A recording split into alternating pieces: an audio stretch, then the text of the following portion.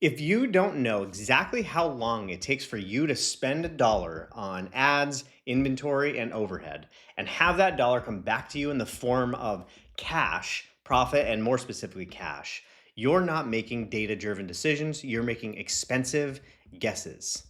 And if you want some help in that, if you're currently not using data to make decisions in your business, if you feel like you're flying blind, like most people in the D2C space are, I want you to make sure you pay extra close attention to this video because I'm going to walk you through exactly why you need data, how it's going to change your business, and exactly what metrics that you should actually be following because most of the metrics that are talked about in the D2C space are completely wrong. They're incomplete, they're costing you money, and they're literally the reason that you're not where you want to be right now. All right, so before we get into that, let me just super quickly introduce myself in case you don't know me. My name is Jeremy Reeves. I'm the owner of ScaleAdvisors.com. I'm the author of the #1 best-selling book, The Scalable Profit Model. As you can tell, this is kind of what I do, right? Talk about scalable profit. Uh, and so let's get into it, right? So the way that I think about it is when I'm working with clients, the first thing we start with, first thing, because it drives everything else, is we have to figure out where you are now. So we'll just do like we'll do a fist here, right? Where you are now, and then there's always somewhere you want to be, and it's generally higher and up and to the right.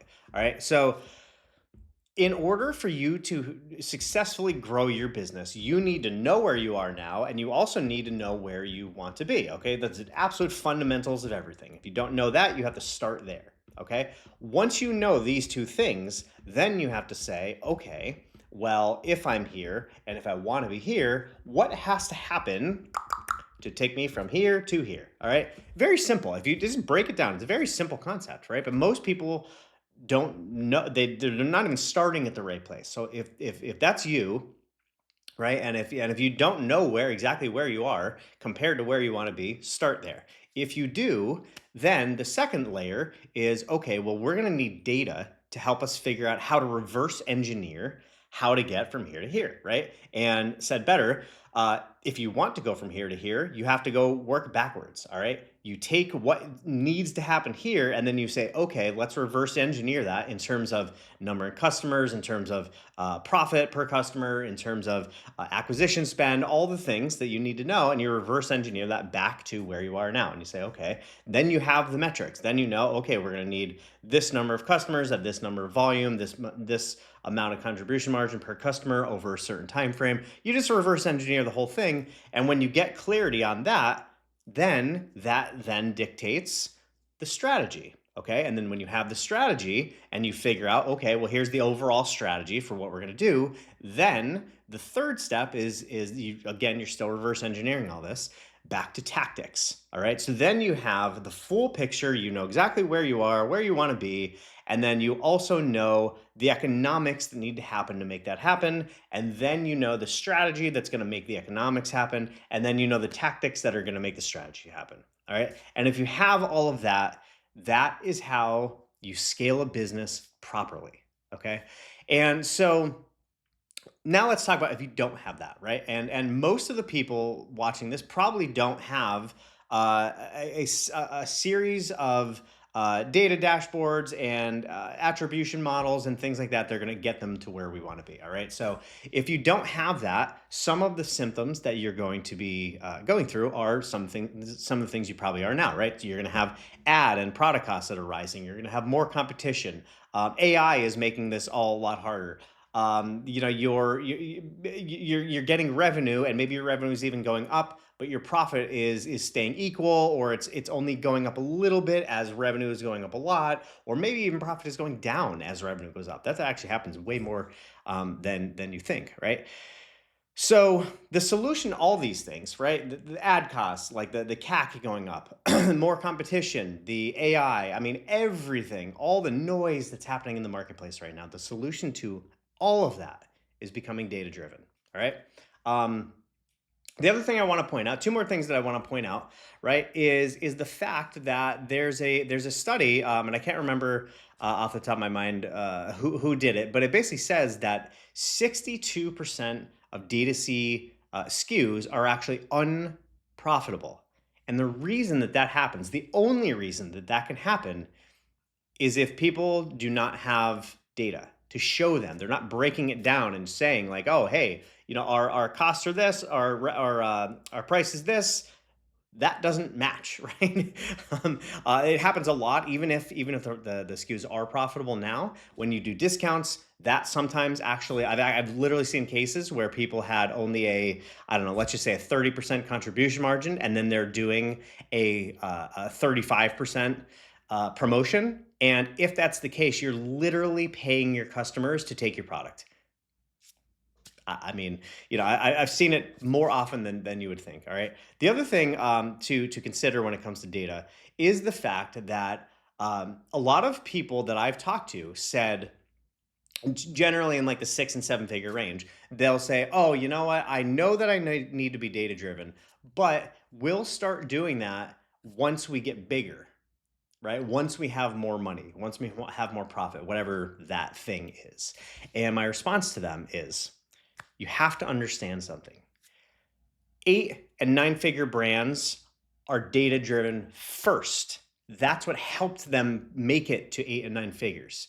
If you are not data driven and you are doing anything less than 8 figures right now, that is why you're not doing 8 figures. Okay. And maybe it's not the only reason why. Maybe your marketing's terrible. Maybe, I don't know, you need more SKUs. Maybe you haven't just hit that home run yet. Whatever it is, there's a lot of other reasons that it could be.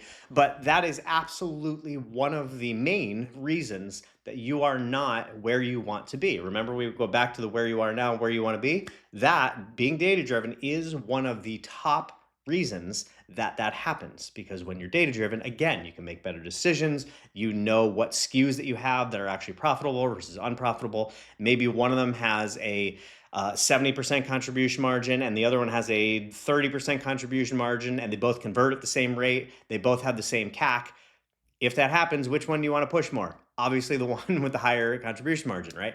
If you have SKUs that when people come in, their lifetime value is 3 times higher than other things, right? If you're not tracking these things, you don't know these things, and you're making guesses, and guesses may lead you to the destination, but probably not, right? If we think about this in terms of really anything else, right? If you go to the doctor, let's just say that you walked in. I just want to show you the absurdity that this is, because in marketing, it tends to be like one of the only places that it happens, that people aren't data driven, right? So let's think about health, okay? Let's say you walk in and you have chest pain, and you walk into the doctor's, and your doctor just looks at you and says, "Oh, you have chest pain? Okay, go on a treadmill," right? Then you'd probably look at them and be like, "What? Well, you didn't even ask me any questions. You don't even know anything about me. Like, can we do blood work? Can we do an EKG? Can you ask me how I'm eating? Can you ask me about what I'm doing with exercise?" Right? Like, we need data to be able to diagnose and then prescribe, right? Data, diagnose, prescribe. It is the same thing in health. It is the same thing in relationships. It is the same thing in finances. It is the same thing in business. It is the same thing in almost every single area of your life. And for some reason, so many entrepreneurs are not data driven, right? And the fact is, like, you can't, unless you have that data. Again, like I've said a couple times now, I'm doing that on purpose. You're making guesses, right? And guesses, again, sometimes will get you there. If you were going from New York to California, I mean, you could probably say, "Hey, let's just keep heading west, and we'll probably get there at some point." But you're going to have so many detours along the way. You're going to end up going into a state that's north or south or something, because you took a road that you thought was going west. Whatever, say it's I-80 West, and you just follow that, but maybe that ends up going south at some point, and then you end up, I don't know, whatever. I don't know how geography very well, so I'm not going to keep going on that, but I'm sure you get the point, right? So when it comes to data, right? So I'm talking about all the reasons that you should be tracking. This goes everywhere, by the way. This is your everything from attribution on your ads all the way through your business, right? Now, I obviously can't in one video go over all the things that you should track, but let's really narrow it down and go over the 5 things that you should track in your business. What are the top 5 metrics that you can get started on today And that will make a big impact. What is the 80-20? What is the 96-4, which is basically 80-20 twice? So the first one is unit economics. All right. And most people, well, there are really three camps when it comes to people understanding. This comes down to contribution margin, right? So there are three camps. The first camp is people that don't even know what contribution margin is. They don't track it. They've never done it, right? That is the majority of people. That's probably somewhere, I would say, somewhere around 85% of people, and then maybe 90% of people don't even know what contribution margin is or don't track it. They may be tracking gross margin. That is another very incomplete metric that I do not like. I think contribution margin is much better than gross margin for various reasons. But the main one is simply that gross margin just misses a lot of things in terms of your variable costs. And you have more going out the door than you realize, so then you overspend if you're trying to figure out your allowable customer acquisition cost, things like that, right? So you have to know your contribution margin. But the main point is you have to know your contribution margin on a company level, right? So that's just your revenue, and remove all the variable expenses overall for your company, right? That's one. The second side of that is your contribution margin per product, all right? And that would be like your unit economics, all right? So per unit, what is your contribution margin? And if you don't know that number, you have to spend the time to do it. I'm telling you, it's not fun, right? It's one of these boring things that you have to do, but a lot of the most important things in life are boring, right? If you want to be a good husband, guess what? There's a lot of things that you have to do for your wife that you don't want to do. I know that because I do it. I'm a fantastic husband. And the reason for that is because I know what my wife wants and I do it anyway, right? That is the motto of life that we should all be singing, whether it comes to business or finances or health, relationships, parenting, being a spouse, friend, whatever it is. Know what you need to do and do it regardless of if you want to do it. Because if you want the outcome, you have to do the actions necessary to create that outcome. All right. Simple concept. All right. So anyway, so that's unit economics. That's number one. The second one is CM-ROAS, CM-ROAS.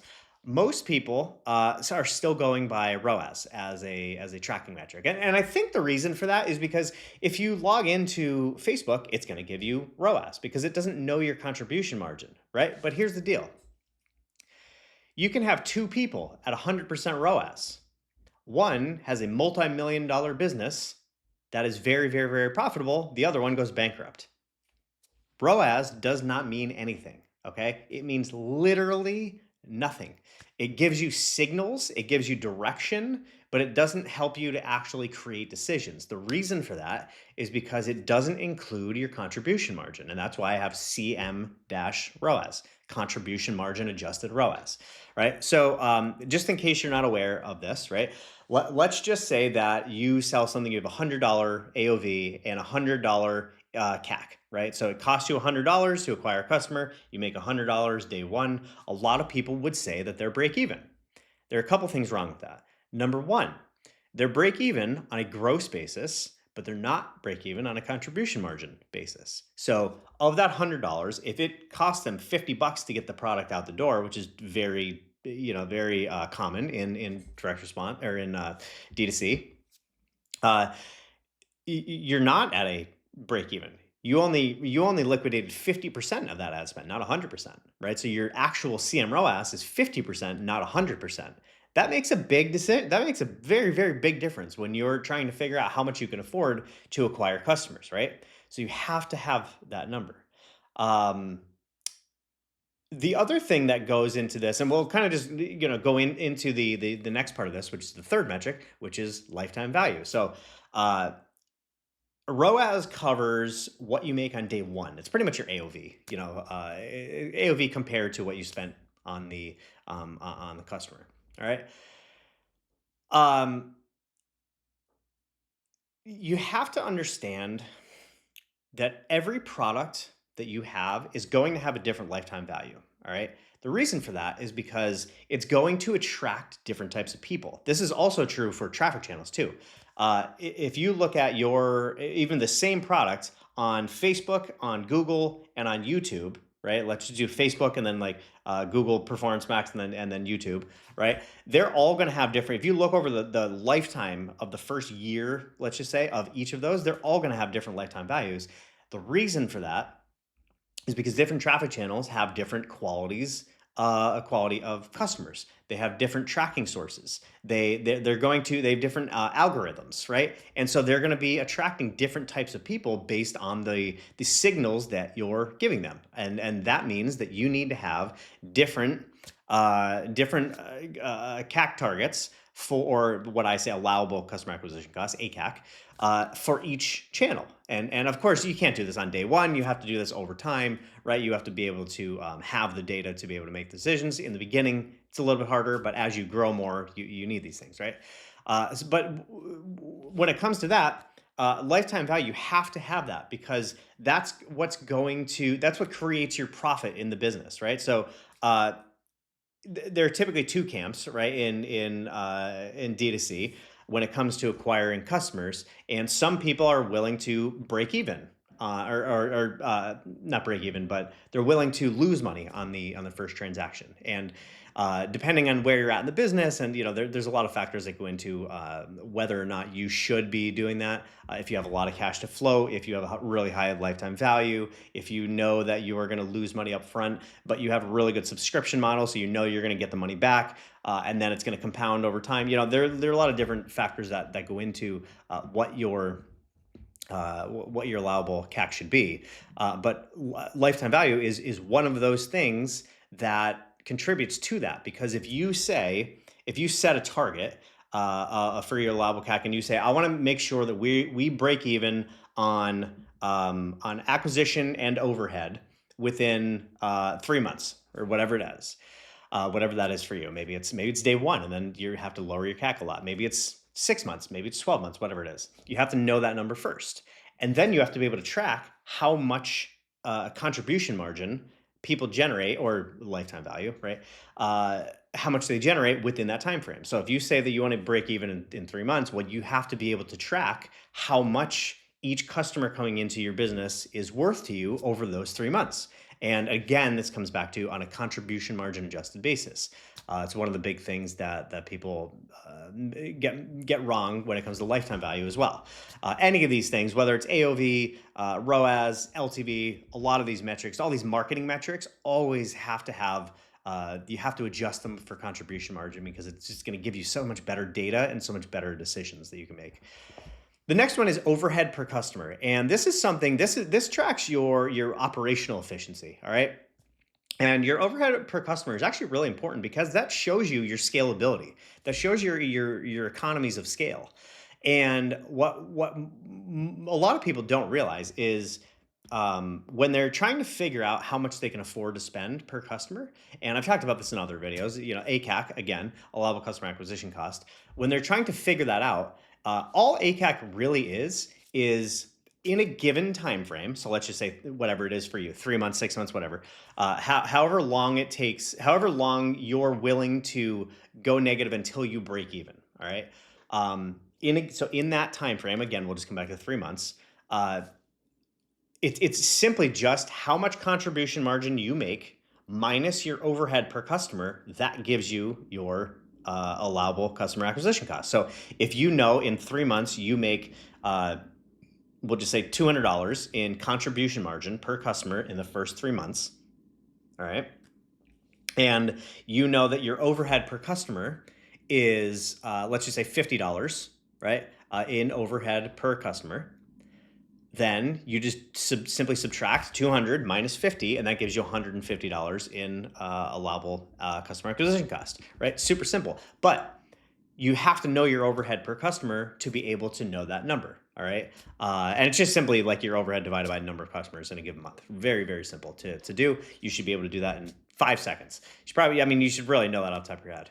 Just figure out how many customers you get in an average month, and then it's just what's your overhead for that month, and just divide, and that gives you your number. And then the final one is capital return velocity. So that is just simply from the very beginning of this video, I actually mentioned that, right? So every business has 3 main expenses. They have the inventory that they have to pay for. They have the overhead that they have to pay for, all the fixed costs, and then they have acquisition costs. All right. And so if you take all of those, right, and let's you have to factor all of that in. I actually have a calculator that you can do, that I'll link in the notes in this, that you can go. It's called the Profit Model Analyzer, and so I'll give you a link to that. It's I think it's tools.scaleadvisors.com/PMA if you want to go to it now. I'm pretty sure that's the URL. I actually forget. But that walks you through all of the metrics that you need to know, and shows you what your capital return velocity is. But that's one of the mistakes people don't realize, is they're not factoring all those things in. When a lot of people will say, oh, I break even day one. And it's like, well, you break even on acquisition. Yes, great. That's fantastic. However, you still have to pay for your overhead, right? And I just do that per customer. So that adds, right, to your allowable CAC, or adds to your CAC. And then the other thing is inventory. So if you're paying inventory 3 months in advance, or let's just say 2 months in advance, then it takes you 2 months just to break even just on inventory. But then you also have to pay for acquisition. You also have to pay for overhead, right? And so it is not uncommon to see people that are well above 6 months, even 12 months. It depends on a lot of various factors. It is not uncommon to see that in this space, because people in D2C have a big disadvantage that a lot of people in other industries don't have, and that is inventory. All right. And inventory sucks, to put it plainly, right? It causes a lot of issues. It causes most cash flow issues in physical products brands. Now, if you're following all my philosophies, it's a lot less of an issue, because I show you how to actually increase your capital return velocity, how to get better deals in inventory, all the things, right? So it helps your cash flow. But you still have that. There's still something to figure out, whether you're doing like consignment, or you're drop shipping, or you're getting lines of credit, or whatever. You're getting some sort of loan that covers your inventory costs, or you do a deal with your manufacturer where you can do just-in-time payments instead of having inventory, upfront costs. Things like that, right? There's a lot of different levers that you can pull there, but it's a really important metric to track. And it's just simply, when you pay for all those expenses, how long in cash does it take you to recoup that? How long does that process take? So let's just say, just for simplicity, that it takes you 3 months in inventory. Like, you pay for inventory in January, get it in April, right? And then you're assuming that you sell it all on day one, right? So you have to figure out what that is. But let's just say it's 3 months, and then you break even on day one for acquisition costs, so it doesn't add anything. And then it takes you another 2 months at your current CM, contribution margin per customer, and customer volumes. Multiply those together.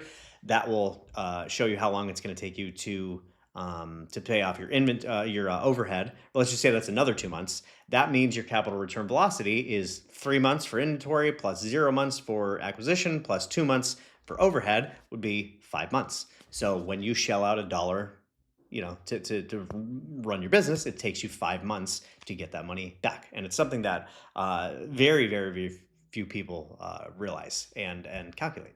All right, so those are the top five. If, again, there's a lot more. I always have my clients, the first thing we do is, again, where are you now? Where do you want to be? Okay, let's build a data dashboard. Let's get that in place, so we know that we're tracking everything, and then we also can visualize all of that data.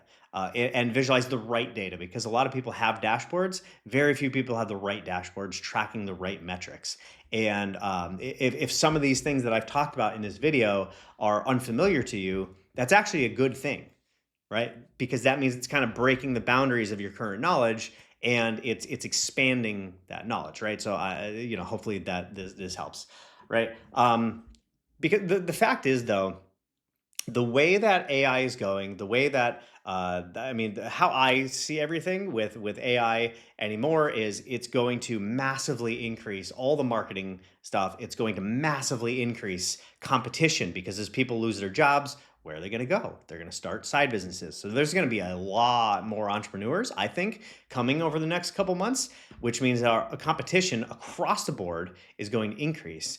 And there's so much more noise per competitor, because now there's just so much content out there. There's so many tools that can build ads for you and just do everything, just volume, just and bang it out, right? So there's so much more competition. It's going to increase ad costs. It's going to decrease attention, right? All of the things that we need to make a business work, it's going to make that worse, right? So first of all, you need to be AI boosted. We'll just say, and then, but second of all, you have to know your metrics. I know there's this whole thing with entrepreneurs that like, oh, I'm not a numbers person, and it's like, look, if you're not a numbers person, like you may want to find a different profession, and that's not a knock. If you're not a numbers person, because a lot of times it comes naturally or it doesn't, but it's just simply not going to be good enough anymore, and I don't mean to be like harsh with that. It's just a truth that I see in this market, because when all of the other competitive advantages go away, what's left? The economics. And if you don't understand how profit is created in your business, if you don't understand where to get the data so you can make the proper decisions, so you know what to focus on, so you can set the right priorities, so you know where you're leaking money, so you know what you can afford to scale, so you know what channels you should be pulling back, or what SKUs to be shutting down, or what SKUs to be adding, or to be pushing more, or to do promotions on, or not do promotions on, right? All of these things and a bazillion more, you need the data to tell you where to go next. You can't be making blind decisions. All right. So if this helps you, and I hope that it does, I actually hope that you're at the end of this video and it's almost a half hour, right? So I know it's deep, but if you get to the end of this video and your brain is melting and you're like, oh my God, Jeremy, I don't even know half of the stuff you just said, that is the perfect feeling that you should have before you reach out to me, because, or at least get my book, The Scalable Profit Model. You can get it at scaleadvisors.com/book. And if you're doing over $1 million a year, reach out, go to scaleadvisors.com, look at the services, use the contact form, reach out to me, tell me that you want to work together, and we'll figure out, what makes sense for you. This is what I do for clients every day. It's how I can help you. Everything's guaranteed ROI. Because we do it by the numbers, right? We do it on a numbers basis. So it's not hard to figure out what an ROI is when you're not making guesses. That's what most agencies are doing. They're totally guessing at their, using their playbook to work in your business. And that's the reason most things don't work, is because they're not actually looking at data, and they're not making data driven decisions and economic based decisions that come from that data. So anyway, I hope this video helps. If that sounds, it feels good to you to reach out, then do so. If you want to grab the book, do that. If you want to go through all my other videos and content that I have, do that. At the least, make sure you like, share, comment, subscribe, all the things wherever you are listening to this, whether you're on the podcast or YouTube or wherever you are. Do that, please. I would really appreciate it. And at the very least, I hope this helps. I hope you can use it in your business, and I hope you have a wonderful rest of your day.